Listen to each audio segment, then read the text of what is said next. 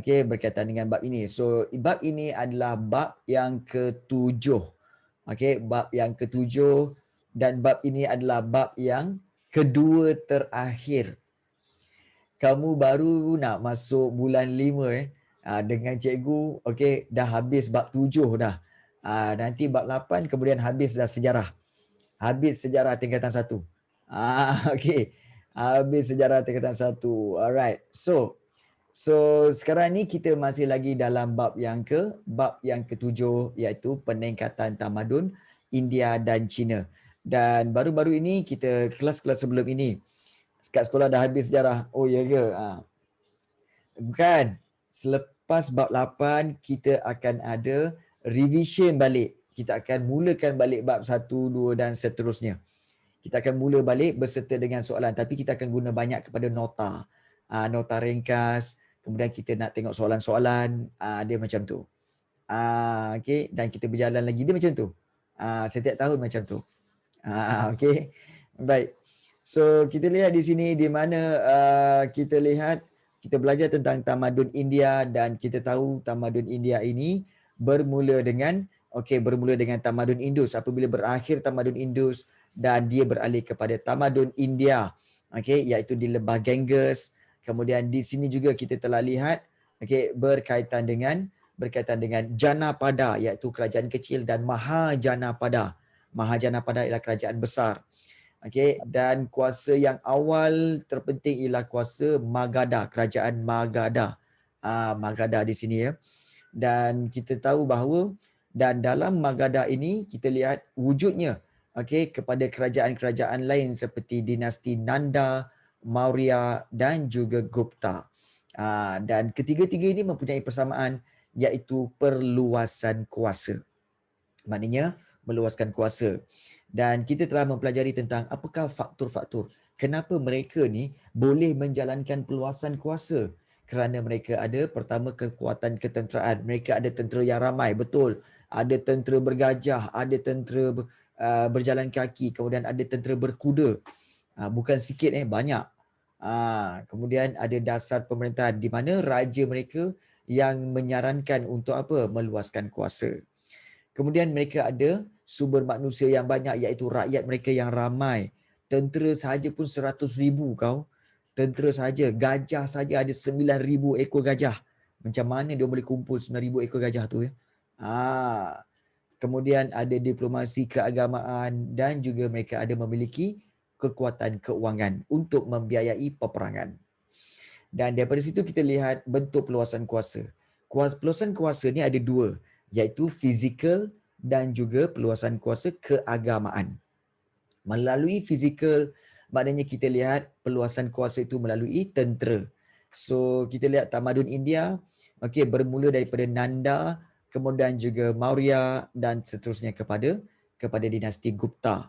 Dan kita tahu bahawa pada permulaannya dinasti Nanda ini kita tengok ada 20,000 kavalri, iaitu tentera berkuda, 200,000 infanteri, tentera pejalan kaki, 3,000 tentera bergajah. Hebat betul, dan diluaskan kuasa ya. Itu kekuatan ketenteraan. Kemudian pada dinasti Maurya pula hebat juga, terutama sekali pada pemerintahan Chandragupta Maurya, iaitu dia ada 9,000 tentera bergajah, 30,000 kavalri dan 600,000 infanteri, 600,000 tentera pejalan kaki. Punyalah ramai. Sebab itu dapat luaskan kuasa yang besar. Dan seterusnya kita tahu bahawa iaitu Chandragupta yang pertama, iaitu pada zaman Gupta ya. Yang ini dia menyebarkan dia melakukan perluasan kuasa melalui penyebaran agama Hindu juga ya. Agama Hindu. So kalau kita lihat dari sudut keagamaan, terutama sekali pada zaman Asoka, di mana Maharaja Asoka ini telah mengembangkan agama Buddha. Itu kita pelajari pada hari itu. Dan juga kita telah lihat ketika zaman Gupta lah penyebaran agama Hindu dijalankan. Dan terkenal dengan Raja Samudragupta, iaitu raja yang dipanggil Raja Penyair ataupun Kaviraja. Kaviraja ya. Dan seterusnya kita lihat tamadun Cina. Tamadun Cina kita tahu bermula di lembah Sungai Huanghe yang sama dengan tamadun Huanghe. Tamadun Huanghe yang awal, yang kecil. Tapi bila dia besar menjadi tamadun Cina. Dan dia terkenal dengan apa? Dengan ada dua dinasti yang terkenal, iaitu dinasti Qin. Dan dinasti Qin ini adalah diperintah oleh Raja Zheng yang menggunakan gelaran Maharaja Shi Huangdi. Maharaja Shi Huangdi ya. Kemudian ditukar pula kepada dinasti Han. Dan dinasti Han ini kalau kita lihat dia telah diasaskan oleh Liu Bang yang menggunakan gelaran Maharaja Gaozu. Maharaja Gaozu. Dan Han ada dua, Han awal dan Han akhir. Dan Maharaja yang terkenal pada zaman Han ialah Maharaja Han Wudi yang memerintah. Kerana apa? Kerana pada waktu inilah laluan sutera diperkenalkan, telah dibuka laluan sutera ya. Dan tamadun Cina terkenal dengan perkembangan pendidikan, di mana pendidikan kalau kita lihat mereka menekankan pendidikan terhadap pemahaman undang-undang, dan juga dibantu pula oleh penciptaan kertas oleh Cai Lun. Cai Lun telah mencipta kertas, maka ini telah meningkatkan pendidikan. Dan matlamat pendidikan sebenarnya adalah merujuk kepada mereka belajar untuk apa? Untuk lulus peperiksaan. Bila lulus peperiksaan, mereka akan dapat mengekalkan ajaran Confucianism dan dapat membezakan golongan elit dengan golongan rakyat, dan mereka nak memilih pegawai kerajaan melalui peperiksaan lah. Dan memupuk nilai moral dan etika. Ada 3 tahap sistem pendidikan: rendah, menengah dan tinggi. Kalau rendah, hafal sahaja tulisan serta buku suci tanpa memahaminya. Peringkat menengah, menulis karangan dan sajak.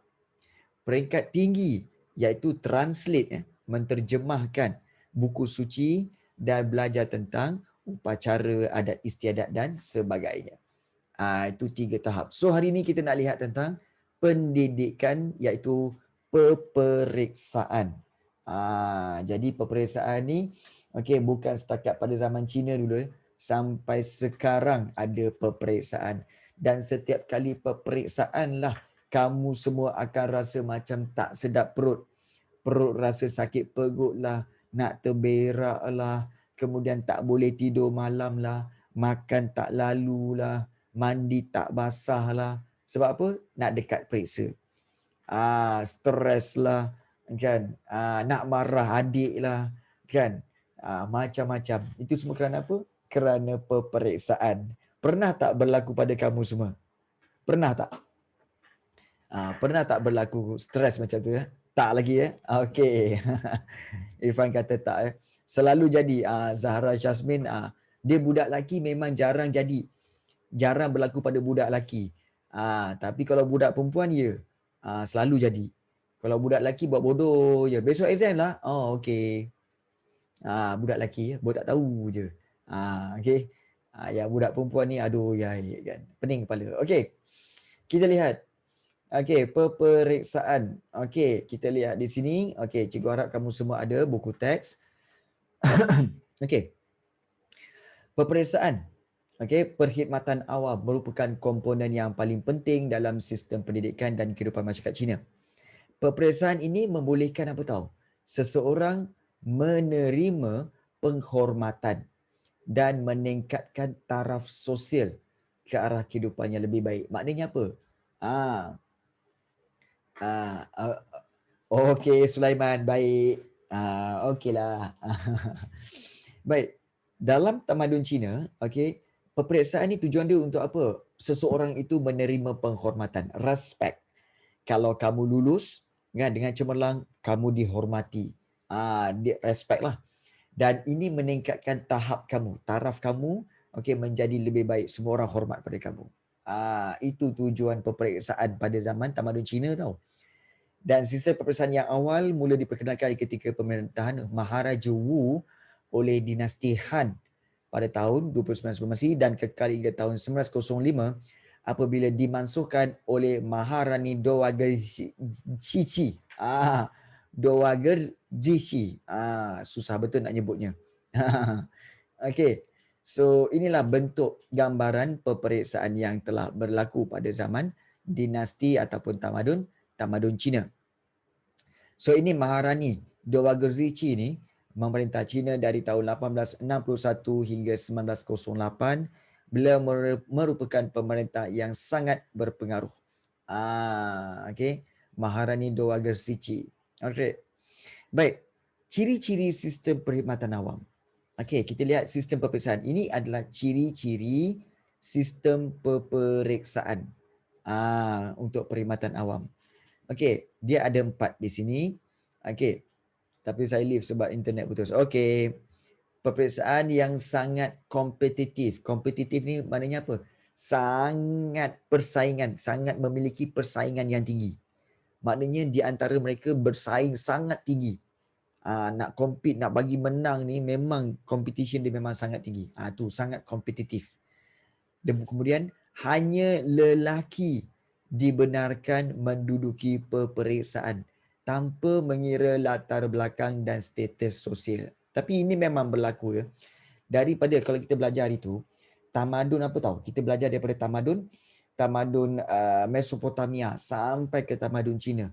Perempuan memang tidak diberikan peluang pendidikan. Perempuan tidak diberikan peluang untuk pekerjaan. Perempuan hanya duduk di rumah, jaga anak, masak dan makanan. Dan menyediakan makanan. Memang macam tu. Daripada dahulu lagi. Daripada awal lagi. Jadi lelaki yang perlu sediakan semuanya. Lelaki yang perlu bekerja semuanya. Yang perempuan duduk rumah diam-diam, jaga anak, kemudian jaga rumah. Jadi itulah. Okay. So lelaki sahaja yang boleh menduduki peperiksaan, bekerja, lelaki yang menyertai pentadbiran dan sebagainya. Itu daripada tamadun Mesopotamia sampailah tamadun Cina. Dan ini berubah. Dan hal ini berubah apabila kamu akan lihat pada tamadun Islam. Apabila tamadun Islam, wanita ataupun perempuan baru diberikan tempat yang sewajarnya, diberikan kemuliaan. Sebelum tu tidak. Nampak okey. Baik, kemudian yang ketiga untuk mengekalkan tradisi dan budaya Cina, terutamanya ajaran Konfusianisme serta larangan terhadap sebarang bentuk perubahan bagi mengekalkan keaslian tradisi Cina, iaitu tradisi Cina iaitu adanya peperiksaan dan soalan-soalan peperiksaan. So, kalau kita lihat di sini ya, lulus dalam peperiksaan merupakan matlamat utama pendidikan bagi seorang anak lelaki. Dia bukan nak cemerlang bukan cemerlang dalam peperiksaan, tapi nak lulus dalam peperiksaan. Lulus pun dah cukup baik dah. Seorang calon yang berpotensi akan menerima tajaan daripada penduduk kampung. Maknanya akan disponsor oleh penduduk kampung mereka dengan harapan apa tahu? Calon yang dipilih itu akan berjaya dalam peperiksaan. Kalau berjaya, akan dapat naikkan nama keluarga, kaum dan kampung tersebut. Mana kampung tu banggalah. Sebab apa? Oh, pelajar yang hebat tu sebenarnya orang kampung kami. Orang kampung kami. Siapa nama dia? Alah, Aisyah Hakimi. Aisyah Hakimi tu orang kampung kami lah. Dia memang pelajar cemerlang. Kan? Ya, 5A dia UPSR. Oh, ya ke? Kemudian yang seorang lagi datang. Kami lagi bangga. Orang kami pun ada juga yang hebat-hebat. Siapa? Tu Adib Ashraf tu. Kenapa? Oh, dia PT3 8A straight. Dia orang kampung kami tu. Orang kampung kami. Oh, ya ke? Bangga. Jadi itu membawa kebanggaan. Menaikkan nama dan membawa kebanggaan kepada kampung. Kan? Tak pasal-pasal Aisyah Hakimi dengan Adib Ashraf dapat nama kan? Baik. So itu tujuan peperiksaan ya. Tujuan peperiksaan. So kita lihat di sini sistem peperiksaan ini dikawal dengan ketat. So sistem peperiksaan dikawal dengan ketat. Sistem yang sama dilaksanakan di seluruh empayar Dan ini paling penting, mereka yang didapati meniru akan dikenakan hukuman. Kamu agak-agak hukuman apa agaknya? Cuba cerita dengan cikgu. Gantung mati. Gantung mati. Ya, betul. Iaitu dihukum mati. Kalau peperiksaan kamu meniru, dihukum mati. Kalau dihukum mati, cikgu rasa ramai tak masuk kelas hari ni. Sebab semasa dah jana dulu mesti ramai yang meniru. Masa sekolah rendah mesti ramai yang meniru. Dah lama dah kena hukuman mati. Rasanya kelas online ni ramailah yang tak datang. Okay. Ya, betul Zahra. Betul. Okay. Jadi itulah yang berlaku. Betul. Itu meniru je. Meniru saja dihukum mati.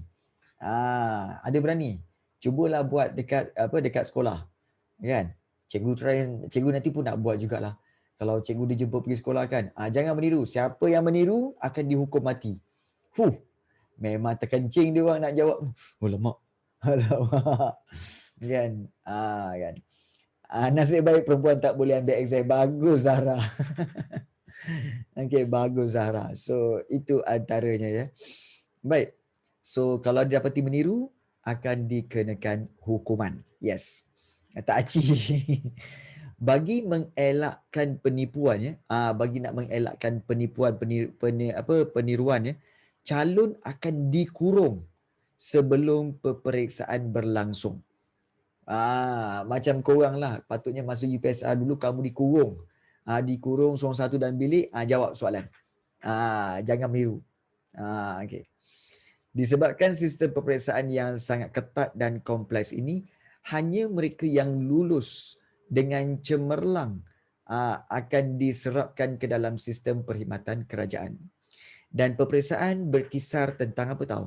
Peperiksaan tentang isi kandungan buku, 4 buku dan 5 kitab, iaitu dikenali sebagai 9 kitab suci. Iaitu 4 buku, the 4 books, dan 5 kitab, iaitu the 5 classics. Okay. Jadi semua soalan-soalan itu berkait rapat dengan 9 buku suci inilah. 9 buku suci. Bermakna macam korang ni, okey, peperiksaan tebal ke buku tu? Ada tebal yang ini, ada tebal ini, ada macam tu. Macam korang lah sekarang. Peperiksaan tentang apa? Tentang 9 mata pelajaran kamu. So 9 mata pelajaran kamu maknanya apa? Ada 9 buku. Betul tak? 9 buku teks. So soalan, betul, kena study semua buku tu. Bukan ke 7. Ada 7 Bukan ada 9 Okey, sekejap kita tengok. Bahasa Malaysia, matematik, bahasa Inggeris, sains, kemudian agama, kemudian apa lagi? Geografi, sejarah, lagi apa? RBT, muzik. Kan? Kan banyak tu. Kan 9 tu. Kadang-kadang PJ 10 lagi. Ini 9 buku ni. Saya tak kira agama. Okay. Moral lah kan. Saksi. Settle lah. 9. So bermakna 9 buku suci. Macam kita, okay. Macam kita, 9 buku lah. 9 mata pelajaran. 9 mata pelajaran. Fikir yang terat saja. Tak, dia termasuk sekali. Ini senarai lengkap 9 buku suci. Tahukah anda ada 4 books. Iaitu dia belajaran kan subjek lain-lain ni. The Analects of Confucius, the Mencius, the Great Learning, the Doctrine of the Mean. Kemudian the 5 Classic, the Book of Songs. Ini the Book of Songs maknanya apa? Buku lagu. The Book of History, buku sejarah. The Book of Rites, the Book of Changes, the Spring and Autumn Annals. Nampak tak? Bermakna dia lebih kurang macam kita lah. Ada 9 mata pelajaran dengan 9 buah buku. So diorang pun ada 9 buah buku. Nampak tak? Jadi inilah yang berlaku kepada tamadun Cina dan peperiksaan dia. Peperiksaan dia. Baik. So terdapat 3 tahap peperiksaan perkhidmatan awam. Okey. Yang kita dengar video pun sama juga sebutnya. 3 tahap peperiksaan, iaitu tahap pertama Yuchai, tahap kedua iaitu Jiren, dan tahap ketiga Jinshi. Okey, ya. Okey. Ini cikgu nak explain. Okey, ini kena umur apa? Dia terbuka. Kalau dah pandai boleh bila-bila masa. Dia tak ikut umur. Tapi semua orang kena ambil tahap pertama dulu. Kalau dah lulus tahap pertama baru boleh pergi tahap kedua. Okey, dah lulus tahap kedua baru boleh pergi tahap ketiga. 60 pun boleh asalkan lulus tahap pertama dulu. Kalau gagal apa jadi? Kalau gagal tak boleh pergi ke tahap kedua. Contohnya kalau gagal tahap pertama, maka kamu tak boleh tahap kedua. Kamu stay lah. Kamu belajarlah lagi. So kalau kamu belajar lagi, kemudian kalau kamu dah bersedia untuk ambil semula peperiksaan tahap pertama, kamu ambil baliklah. Ambil balik tahap pertama sampai lulus. Dah lulus baru pergi tahap kedua. Macam tu. Okay. So itulah dia. Kita lihat tahap pertama iaitu yang dipanggil Yuchai ni dijalankan pada peringkat daerah dan terbuka kepada semua orang. Nampak dia mentionkan terbuka kepada semua orang. Diadakan 2 kali setiap 3 tahun. Setiap 3 tahun ada 2 kali exam. Okey, tempoh peperiksaan ialah 1 hari sahaja dan bilangan calon antara 500 hingga 2000 orang yang menduduki peperiksaan itu. Dan kadar kelulusan ialah 1:35. Ini cikgu nak tanya. Kamu tahu tak apa maksud nisbah 1 ke apa nisbah 35? 1:35 tu apa? Apa dia? Sasi. 1 out of 35. Kan cikgu? Ya. Apa maksud 1 of 35? Maknanya apa? Maknanya, okey, 1. Satu orang daripada 35 orang, satu orang je kan pass ke cikgu? Ya, betul. Satu orang sahaja yang akan pass out of 35. Bayangkanlah, bermakna kalau 350 orang yang mengambil peperiksaan, maknanya cuma ada 10 orang je yang dipilih. Bayangkan, dia memang very strict. Dia ambil sikit aja. Bermakna kalau 350 orang dia ambil 10 orang saja. Kalau 700 orang yang ambil peperiksaan, maknanya apa? 20 orang je dia ambil. Dia ibarat betul. Ibarat dia Asyik kata apa? Daripada satu kelas tu seorang je yang lulus. Macam tu sekali. Seorang je yang lulus. Bayangkanlah. Susah, betul. Itu tahap pertama. Kemudian dibawa kepada tahap kedua. Ramai yang tak dapat respect. Yes, betul. Tahap kedua pula dijalankan di ibu kota daerah. Ibu kota daerah macam ni. Okey. Iaitu katakan macam di Selangor ni ya. Okey, di Selangor. Di Selangor ni kalau dijalankan pada peringkat daerah, contohnya apa? Dijalankan di mana? Di peringkat daerah, contohnya daerah Shah Alam.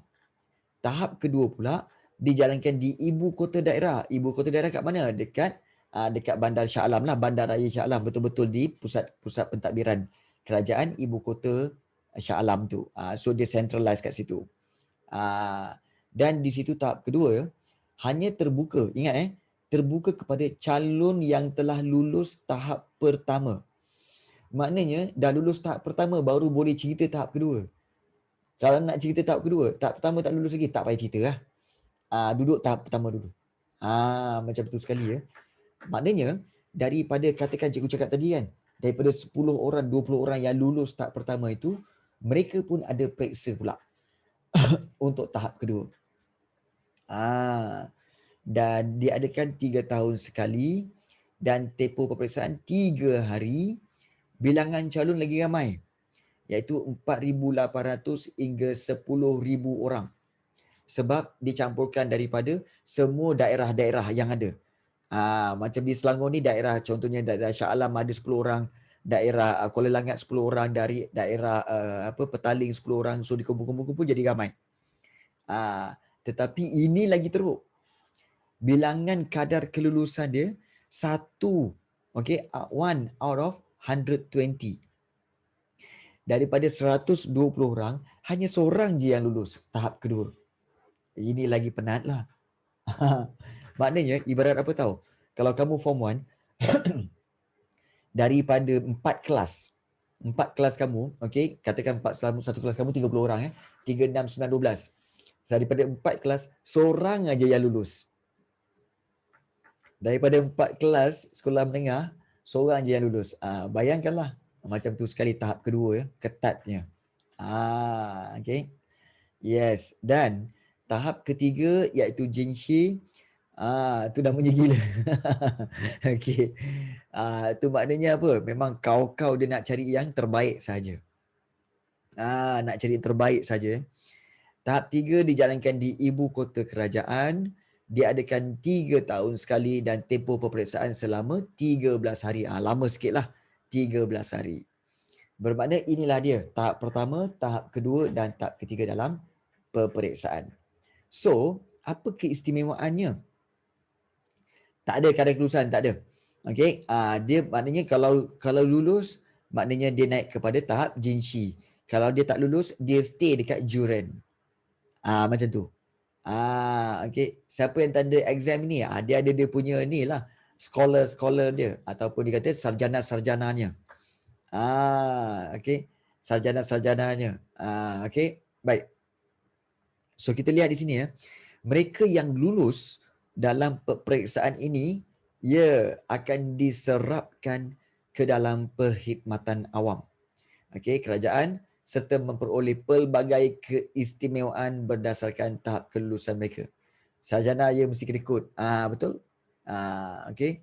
Calon yang lulus peperiksaan tahap pertama. Okey, contohnya okey, lulus peperiksaan tahap pertama akan memperoleh butang keemasan. Tahap pertama tahap yang inilah, yang Yuchai ni kan.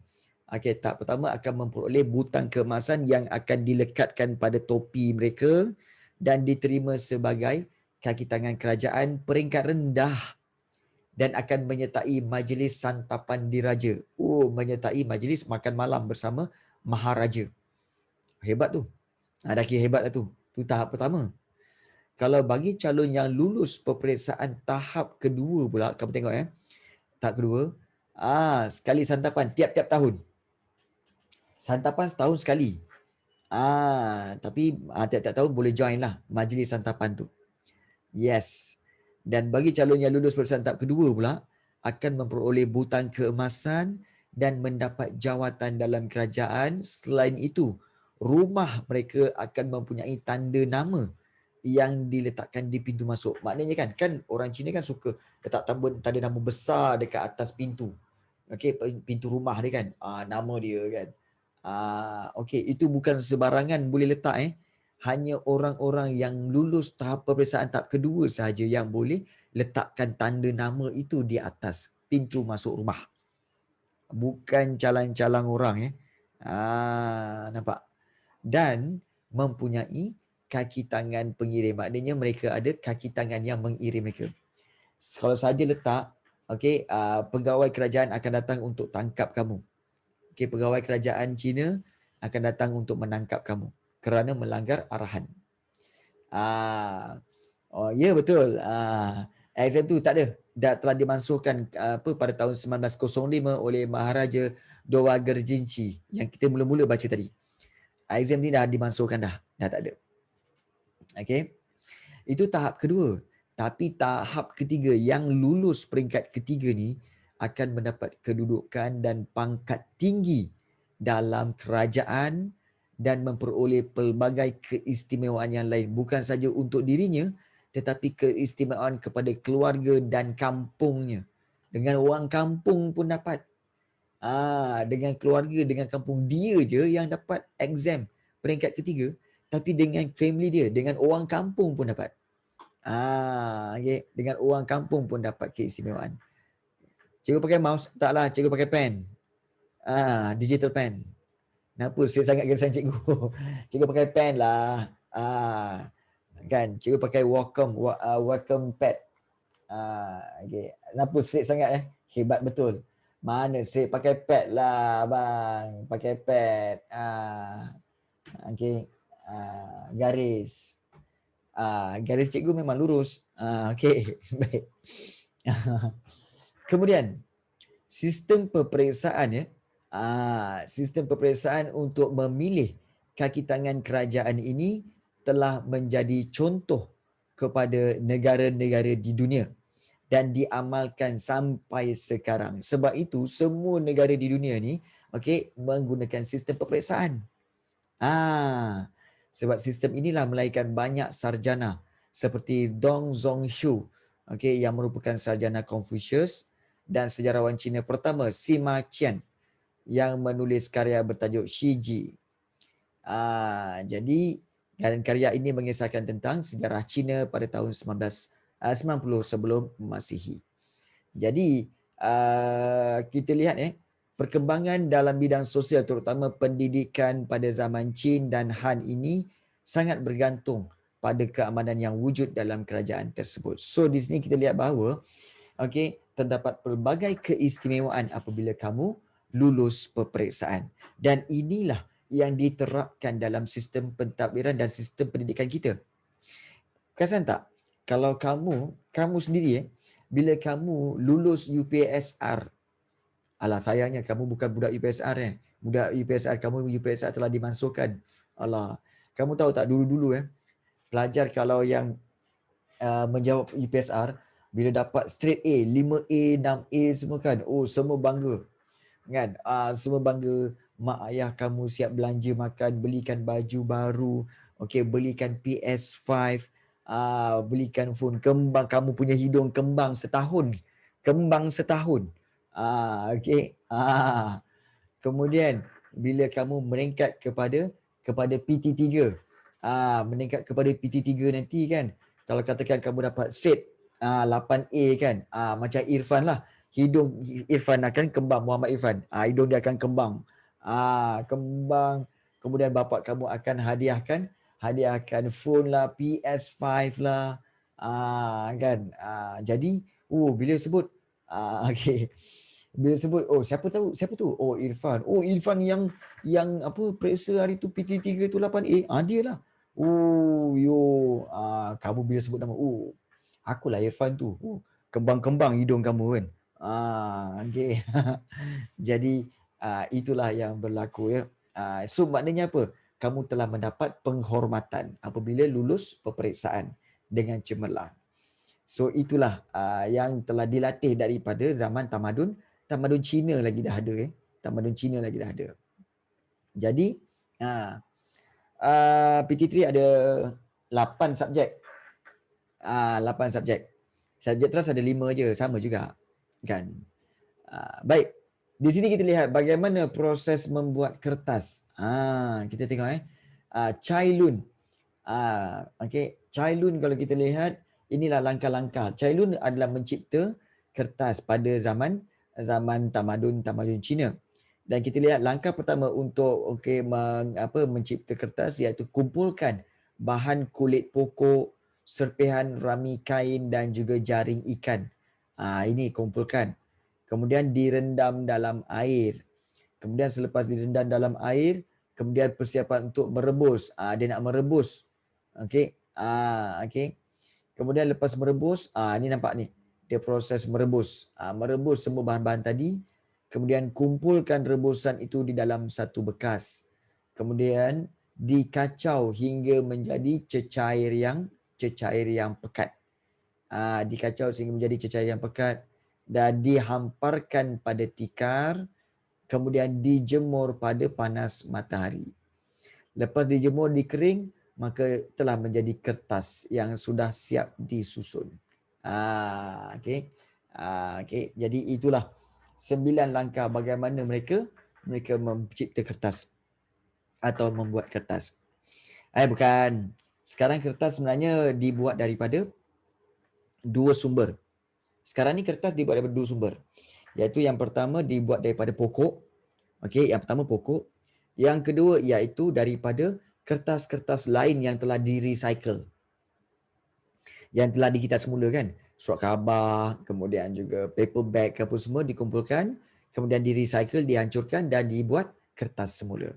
So ada 2 cara. So cara yang lebih baik adalah dengan recycle. Supaya apa? Supaya dapat mengurangkan penebangan pokok. So itulah sekarang ni proses pembuatan pokok. Jadi kalau kita lihat di sini sistem pendidikan Ya, sebab tu kertas busuk. Ya, betul. Sistem pendidikan merupakan asas penting yang membolehkan tamadun Cina mencapai kecemerlangan dalam pelbagai bidang, dan melalui sistem pendidikan yang teratur serta penilaian yang kompleks membolehkan Cina melahirkan kalangan pelajar dan sarjana yang bertanggungjawab dan menjadi pentadbir dalam kerajaan. Sistem ini bertahan berterusan di China sebelum dimansuhkan pada awal abad ke-20.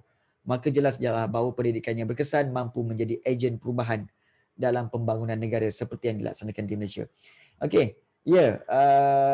Recycle paper ni kebanyakannya tidak digunakan untuk kertas. Most of kertas, contohnya kertas untuk print. Kebanyakan kertas untuk print, yang warna putih susu tu adalah diambil daripada pokok. Manakala kertas-kertas yang lain seperti kertas untuk sampul surat ataupun kertas untuk paper bag ataupun kertas-kertas yang lain pembungkus makanan ke, tisu ke kan, itu kebanyakan daripada recycle paper. Tapi kalau kertas yang untuk print out tu, itu kebiasaannya daripada pokok. Jadi di situ dapat mengurangkan penebangan pokok. Ya, betul. Sekarang ni di Sri Lanka ada orang buat kertas dari tai, betul. Di tai dikeringkan, kemudian tak tahulah macam mana dia jadikannya. Kembang. Jadi itulah yang berlaku kepada pembuatan kertas pada zaman ini. Maka dengan itu kesimpulannya kita lihat kesimpulan daripada bab ini kita lihat bahawa kecemerlangan tamadun India ditonjolkan melalui aspek perluasan kuasa, sama ada melalui kekuatan tentera ataupun keagamaan. Dan antara tokoh yang terkenal ialah Chandragupta Maurya yang meluaskan kuasa melalui kekuatan tentera, dan lagi satu ialah Asoka yang dikenali kerana meluaskan pengaruh melalui keagamaan. Dan inilah stupa di Sanchi, India yang telah dibina oleh orang-orang pada zaman Maharaja Asoka. Kuranglah pokok yang kena tebang. Yes. Masih sekarang ni dah kurang lah sebenarnya. Dah kurang dah. Tamadun Cina juga telah menunjukkan pencapaian cemerlang dalam pelbagai bidang kehidupan. Antaranya sistem pendidikan telah melahirkan golongan pelajar dan pemimpin yang membentuk kecemerlangan tamadun Cina. So, kualiti pendidikan yang tinggi adalah penting untuk pembinaan sesebuah negara bangsa. Kalau kita lihat di sini, inilah penyeragaman tulisan ketika zaman Maharaja Shi Huangdi. Shi Huangdi yang menyeragamkan tulisan Cina ya. Ini gambar peperiksaan perkhidmatan awam di China dijalankan secara ketat. Maka dengan itu tamatlah bab yang ke-7. Tamat dah. Ada soalan nak ditanyakan? Cikgu buka tamat bab 7. Ya, betul. Tamadun Cina terkenal dengan pendidikan. Jadi, kesimpulannya bab 6 dengan bab 7. Cikgu nak cerita kesimpulan bab 6 dengan bab 7. Bab 6 iaitu tamadun Yunani dan Rom. Yunani terkenal dengan sistem pemerintahan, iaitu demokrasi, monarki, aristokrasi, tirani semua kan. Itu demokrasi, itu sistem pemerintahan tamadun Yunani. Tamadun Rom dalam bab 6 juga terkenal dengan seni bina, iaitu Colosseum, Pantheon, Aqueduct dan sebagainya. Itu bab 6. Bab 7 pula tamadun India, iaitu tamadun India terkenal dengan apa? Perluasan kuasa. Melalui ketenteraan dan agama. Dan bab 7 juga ada tamadun Cina. Dan tamadun Cina ini terkenal dengan apa? Dengan pendidikan. So, itu secara rumusannya. Kalau kamu boleh fikir, maknanya tamadun Rom, tamadun Yunani dengan pemerintahan, tamadun Rom seni bina, tamadun India perluasan kuasa, dan tamadun Cina iaitu pendidikan. Simple. Kelas habis 3.30. Taklah, kelas kita habis pukul 4 lah. Kelas kita habis pukul 4. Sebab tu cikgu nak tanya dulu ni, ada apa-apa soalan nak ditanyakan tak? Ada apa-apa soalan nak ditanyakan? Mana-mana yang tak faham, mungkin kamu tak faham bab sebelum ni, bab 6, bab 5, 4, 3, 2. Tak, semua okey. Okey, bagus. Okey. Kalau semua dah okey, jadi hari ni kita akan, boleh tak untuk kita menjawab soalan melalui quizzes? Boleh tak? Mahu ke tak mahu? Okey, boleh boleh. Okey. Terbang, terbang jap lagi kita terbang. Boleh, tapi nak terbang juga. Okey, boleh. Nanti kita terbang ya. Nanti kita terbang. Okey, so soalan-soalan ini adalah soalan yang diambil daripada bab yang ke-7 inilah. Bab yang kita baru habis belajar ini. Jadi ini adalah soalan-soalannya. Okey, jadi cikgu harap kamu boleh jawab dulu soalan. Okey, sedia? Okey, ini quizzesnya, okey, linknya dan juga kamu boleh klik